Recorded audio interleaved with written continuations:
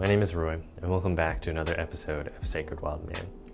This is the second video in the series, Reclaiming Masculinity. Now, if you have not watched the first video, I recommend you take a look at that first so that this video makes a little bit more sense. But in general, the first video will cover topics of dark and immature masculinity, how those two extreme poles look. And I ended that video saying that in the next video, I'll be covering the history of how we got here. And so this video will be going into just that. And I will be covering 3 books in this video, which I'll mention at the end, that have been an important part of my own personal research, self-understanding. And 2 things that I pulled away from those books and just self-reflection is that men leaving the homes to have to kind of travel longer distances for work and the women's rights movement or feminist movement were 2 big changes that happened in the mid-1900s that have contributed to where we are now in terms of men and women relationships, relationship between the masculine and the feminine. So why is it so important that men leaving the house to travel longer distances for work had such a big impact on families? And in particular, for reclaiming masculinity, we're talking about relationship between men and their sons. Well, before going into that, I think it's important to set the stage on kind of the societies that we evolved from, in which case the general consensus is the hunter-gatherer societies. Now, in those times, the gender roles were a lot more clear-cut, more black and white. The general kind of culture then was that men would go out to hunt, they would protect the village, they would protect the people, and then they would spread their seed, spread and create, offspring, their progeny to carry on the legacy and their gene line.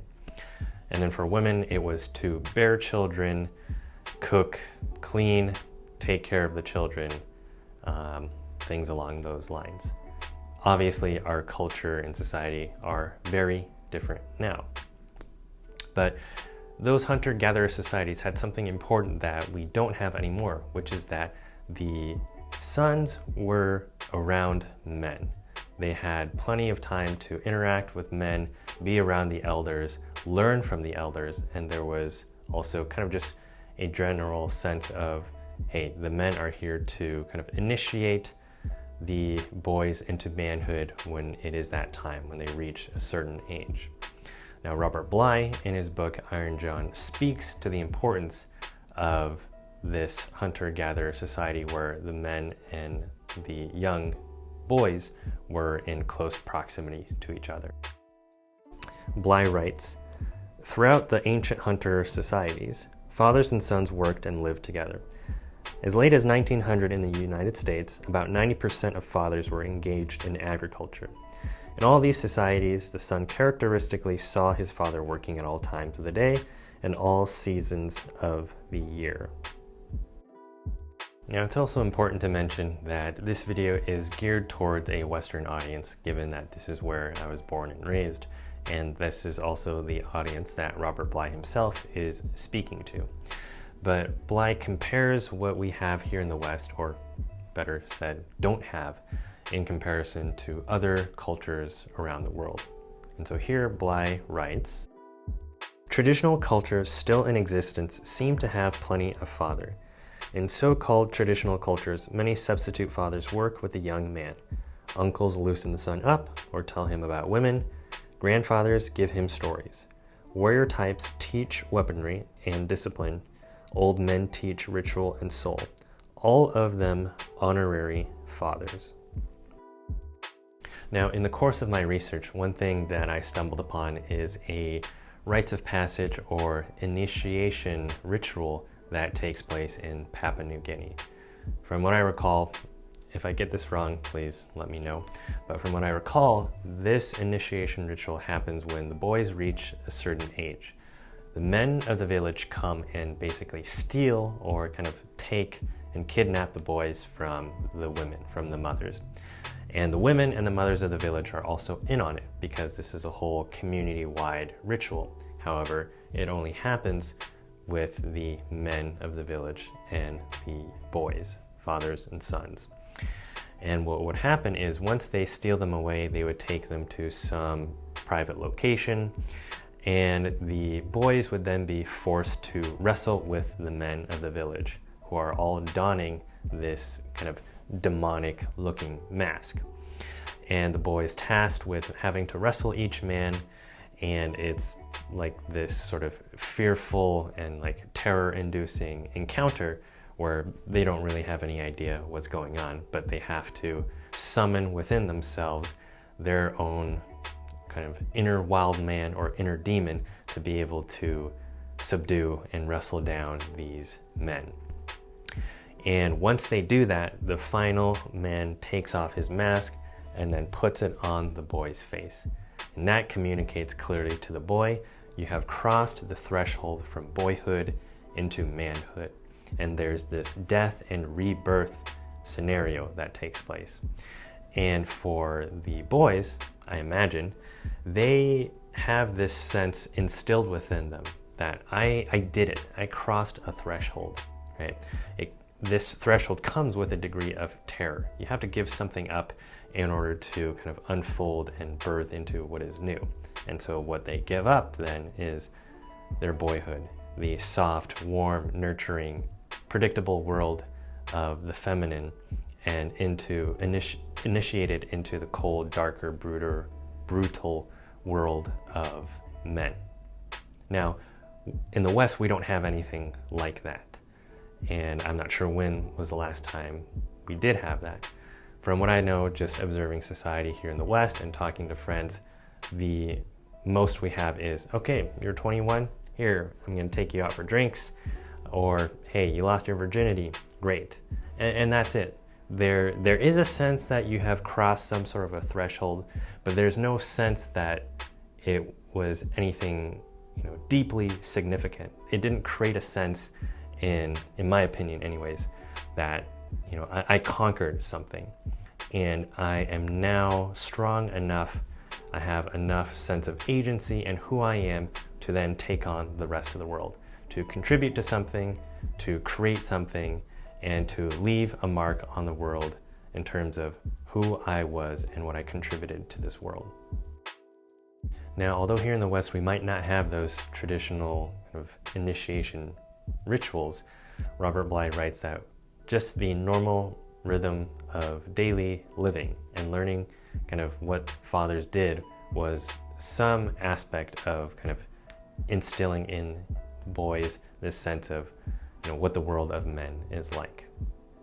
Bly writes, now standing next to the father as they repair arrowheads or repair plows or wash pistons in gasoline or care for birthing animals, the son's body has the chance to retune.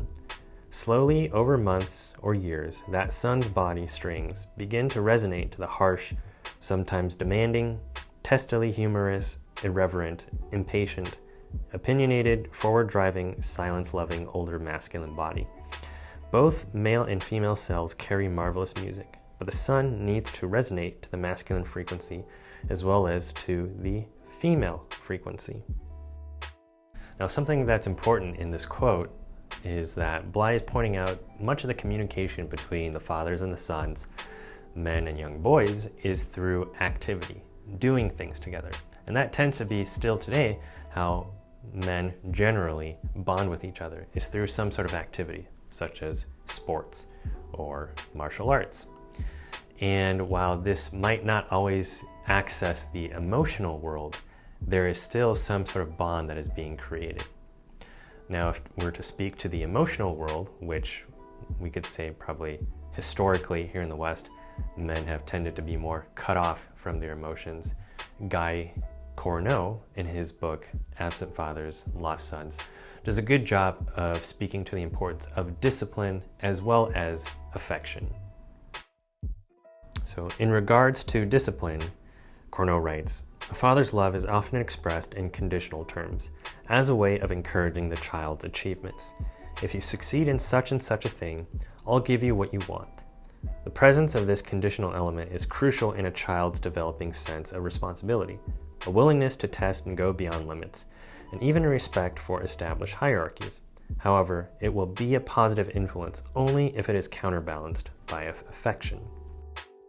Fortunately, with the breakdown of patriarchal values that has resulted in a large part from the feminist movement, more and more men are aware of their being emotional cripples.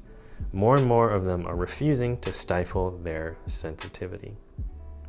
Unfortunately, for many men, this opening up of the heart often happens only in extreme circumstances. At the bedside of a dying father, for instance. The task of the initiating father is not to lock himself into some artificial role as a perfect parent or the strict disciplinarian. On the contrary, only by sharing his imperfect humanity and removing the son's obligation to be a god or a devil can the father ease his son's entry into life. Now, regardless of whether or not the fathers of the past have shown more discipline or more affection, or a good balance of both, it doesn't matter too much anymore, because with the departure to work, going longer distances for work, the sons no longer have men around to help them understand their world, emotionally, mentally, physically, or spiritually. And in the absence of that, in that vacuum, suspicion begins to climb in.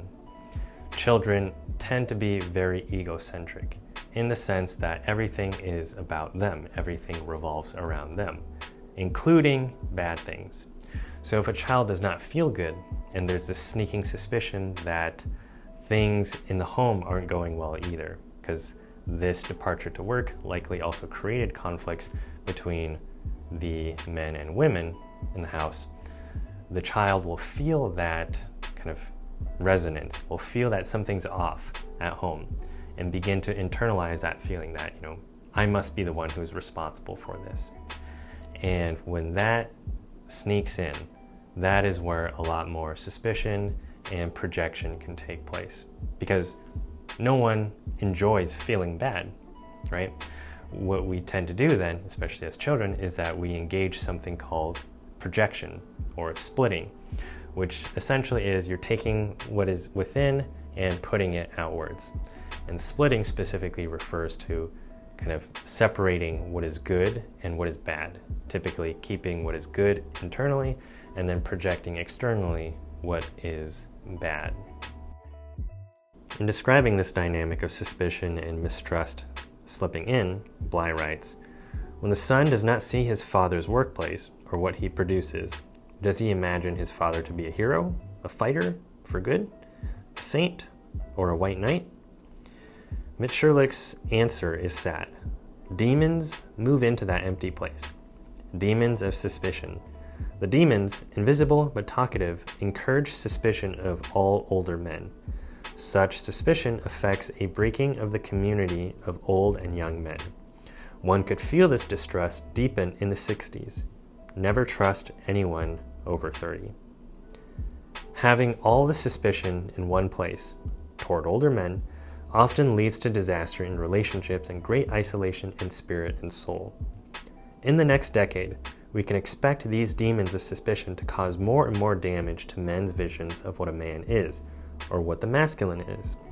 Between 20 and 30% of American boys now live in a house with no father present, and the demons there have full permission to rage. Now, Robert Glover, the author of No More Mr. Nice Guy, also speaks to this dynamic of how suspicion and mistrust sneak in. And from his experience working with men as a therapist, he communicates that, in general, the nice guys I have worked with do not report having had a close bonded relationship with their fathers in childhood. Sometimes this was a result of their fathers working long hours, being withdrawn, or being passive. More often than not, nice guys describe their fathers in negative terms.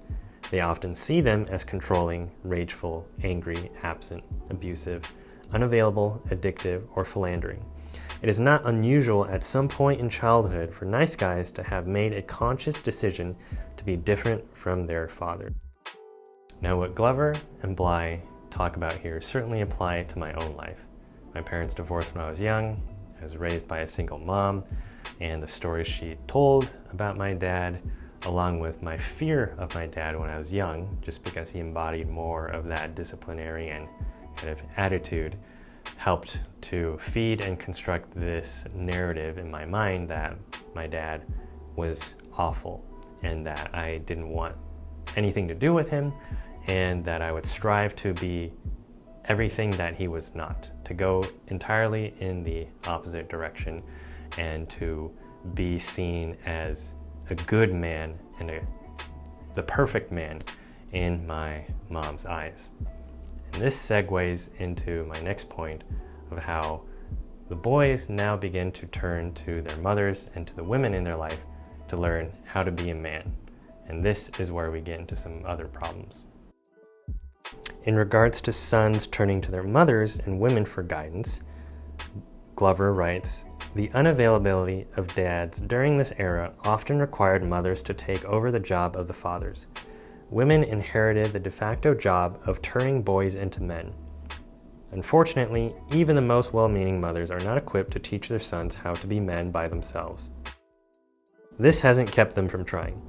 I believe the significant number of nice guys produced in the 40s, 50s, and 60s is the direct result of mothers, not fathers, teaching their sons how to be male. Consequently, many nice guys have adopted a female perspective of masculinity and are comfortable having their manhood defined by women." In addition, Bly writes, "The son, having used up much of his critical, cynical energy suspecting old men, may compensate by being naive about women, or men, his own age. A contemporary man often assumes that a woman knows more about a relationship than he does, allows a woman's moods to run the house, assumes that when she attacks him, she is doing it for his own good. Many marriages are lost that way." Now, this is heavily problematic because if we look at single mothers having to raise sons on their own, they now have to embody the role of the masculine and the feminine, right? There's no longer a man available to play that polarity. And so she must be the nurturer and she must be the disciplinarian, the protector, the provider, the everything. And that's an exhausting state to live in, to have to embody both the masculine and feminine 24/7. What this also creates, however, is that the sons and boys are now fixated on what pleases mom, what pleases women. How can I live in her good graces? Because, all right, I can already say that dad and other older men are pieces of trash, not people to trust in. So how can I trust in mom? How can I trust in women? How can I gain their trust? And for a young boy, that trauma of the separation from the father, right? That's a deep trauma.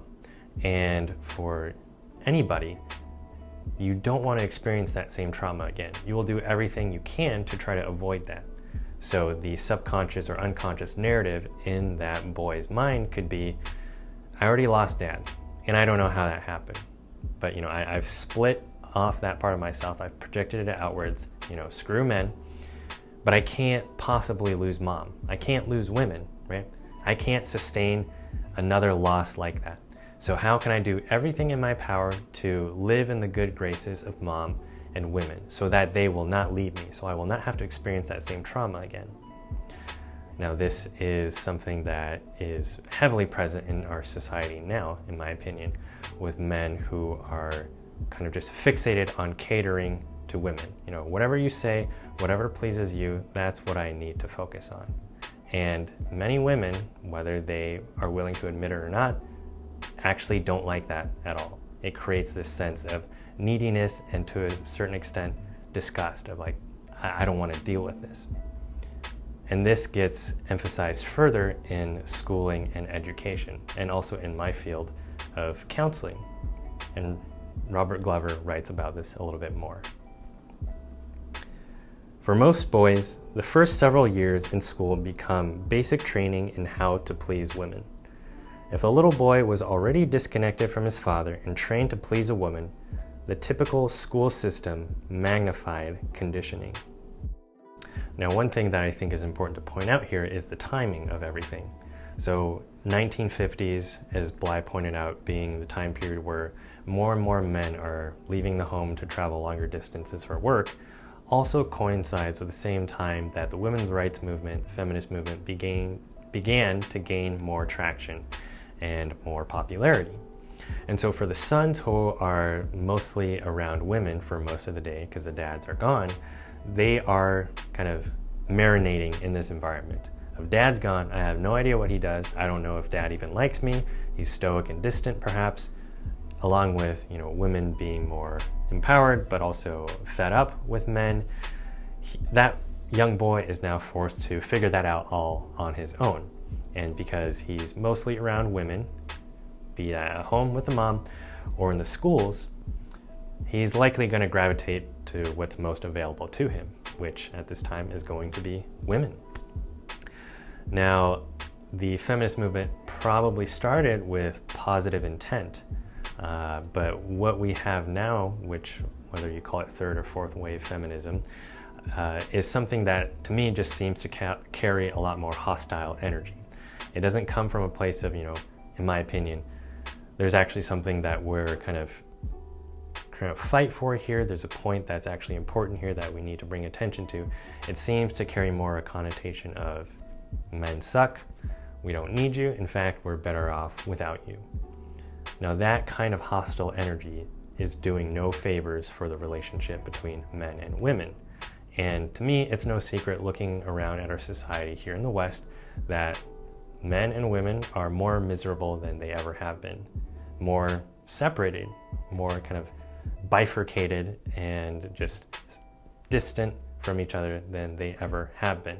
And if they are together, it tends to just erupt into kind of a lot of disagreements and people ending up miserable.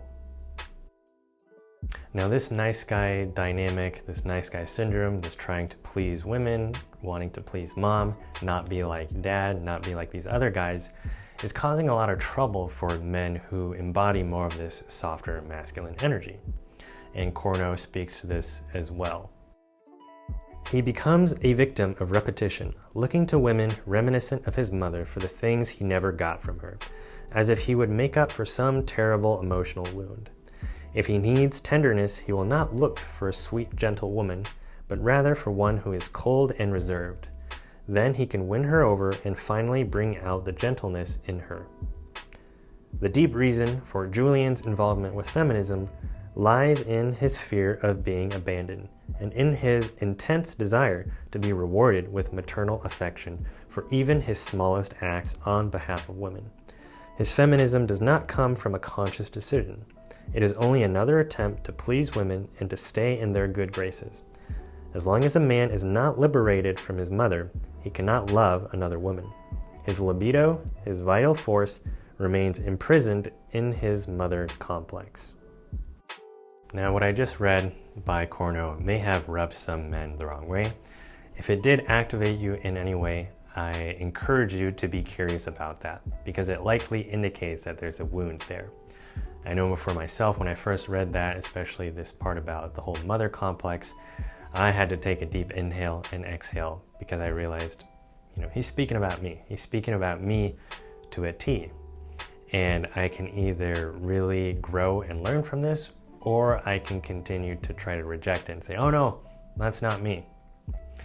And looking at kind of this phenomenon, well, not so much a phenomenon, but this dynamic of what is called simping in kind of, I guess, modern dating or social media culture, where, men just are thirsty in the comments for all these women posting pictures of themselves saying like, oh, you're so beautiful, and I would love to meet you, and da-da-da-da-da. It really does correlate with this dynamic of trying to please mom, trying to gain the favor of mom, gain the favor of women. And I think that that is very much reflective of a wound, right? If a person, in this case men, are so fixated on getting the approval of women, we need to wonder, what is the flip side of that? Why is this approval so important? Because if you really were so self-assured in yourself, you had self-esteem and self-confidence, you wouldn't be pressured to try to gain somebody's approval. You would just be satisfied with yourself. And I gotta mention this part because I think it's so important, is that the nice guy complex, or the men who simp, or the men who are staunch feminists, always on the side of women and screw men, I hate men sort of thing. There is a very dark side to that. And in my opinion, the nice guy and the misogynist are actually just two sides of the same coin, except the way they try to deal with it is different. The misogynist might try to insult and possess and overpower women in a sense of trying to create and inflate a sense of, I'm important, I'm good, and I'm powerful. Whereas the nice guy tries to get close to that woman to try to create that sense of, oh, I'm powerful, I'm worthy, I have significance. And nice guys are also pretty manipulative. Speaking as a recovering nice guy myself, I have been very manipulative in the past with my approaches towards women. It became I will give you this and you will give me that, right? I will bend over backwards to gain your favor and your approval.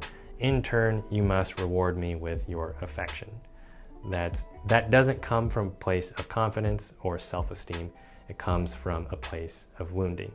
And so for any guys who are struggling with that, this nice guy complex, this simping, I must be on the side of women, I encourage you to look into that. Work with a therapist or work with a coach of, please help me understand why I'm so fixated on trying to get the approval of women, because I don't think it's actually doing me any favors. So that's all for this video. That's all the history that I have explored so far and have found very impactful in my own life, something that I can very much relate to. Now, for any men who are watching this who are wondering, well, what should I do, right? You've covered some things that really do reveal aspects of my life, and I hadn't never thought about it or saw it that way until now. What should I do? My recommendation would be, again, to work with a coach or a therapist, somebody who can speak into your life, see patterns and beliefs that you don't see, and to help you kind of figure out, well, what do you want to do with that? Therapy and coaching can be very helpful for connecting you more to your body, your emotions, and your psyche to then better understand, well, what is it that I want, right? If I can't feel my emotions, if I can't feel and connect with my body, how do I know what it is that I want? What it is I'm looking for? And through working with a coach or a therapist, they can also help you begin to psychologically separate from your mother complex, right? That's one of the most intimate relationships, or maybe the most intimate relationship that you've had in your life, right? You're connected by the physical umbilical cord, but also if you've never psychologically separated, there's a psychological umbilical cord in which you're still attached to your mother, right? But in order to fully grow up, to transition from boyhood into manhood, you have to be able to separate that bond. It doesn't mean you're not connected to her anymore, but it does mean you are your own independent entity. You're not enmeshed or fused with her. Because for some of the men that I work with, they have a very hard time differentiating between what does she want and what do I want? And that blueprint gets put onto their relationships with women, whether that's the workplace, casual friends, or romantically. It's like, if she wants that, I guess I want that. But they don't even know if they want that. So that's the importance of being able to psychologically separate from your mother complex. And one other thing I can recommend is to spend more time with men. Okay? I think men of today tend to feel more comfortable with interacting and communicating with women. At least the men that I've seen through my office is that they all have said, it's easier to communicate with women. They feel it's easier to talk to women and less so with men. And so flip that around, right? Try to spend more time with men. Have some of these conversations with men. Maybe even show them this video and begin to connect and bond over that. And lastly, I did mention that I would share those 3 books. You probably already know what those books are by the quotes that I shared, but the books are No More Mr. Nice Guy by Robert Glover, Iron John by Robert Bly, and Absent Fathers, Lost Sons by Guy Corneau. Feel free to leave a comment on this video. I'd love to hear from you. What stuck with you? What new insights did you gain that you weren't previously aware of? And even if you had disagreements or you have other suggestions for topics I can cover in this series of Reclaiming Masculinity, feel free to let me know below and I'll take a look into those things. That's all for today, and I will see you in the next video.